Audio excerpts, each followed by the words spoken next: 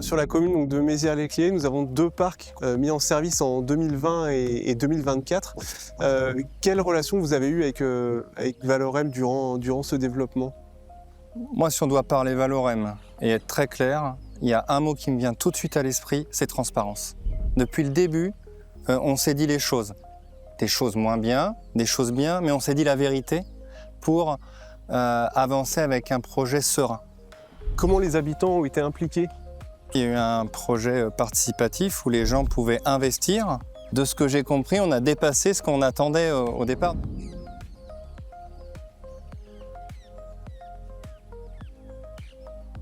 Anciennement, sur ce terrain, c'était une ancienne carrière. On y a retrouvé des espèces endémiques au moment des études.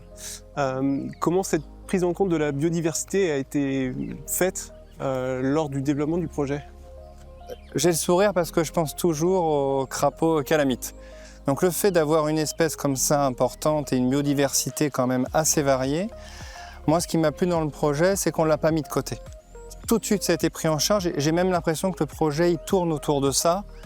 Il y a eu un peu de travaux, je pense qu'ils ont été dérangés légèrement, mais je pense qu'aujourd'hui on ne peut que le constater, ils ont retrouvé leur endroit paisible et ils peuvent continuer à vivre normalement.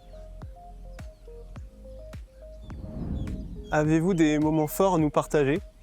Le moment fort que je partage, c'est comment s'est monté le projet. Pour moi, c'était très structuré, très organisé. Et ça, pour un maire, la sécurité, c'est très important. Les retombées qu'apporte Valorem et le parc, j'ai pu changer et passer toute ma commune en LED. On a une énergie qui est bien meilleure et tout ça avec État, commune, vous. Donc on a fait quelque chose qui est concret pour les gens. Ils ont vu apparaître devant chez eux, avec les panneaux, les LED.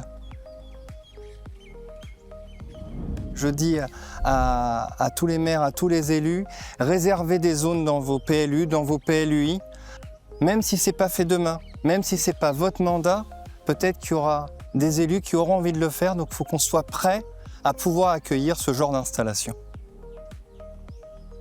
L'avenir est par ici. On ne fera pas que de ça en fait. Mais il faut comme la vie, il faut de la diversité. Eh bien aujourd'hui, dans l'énergie, il faut de la diversité.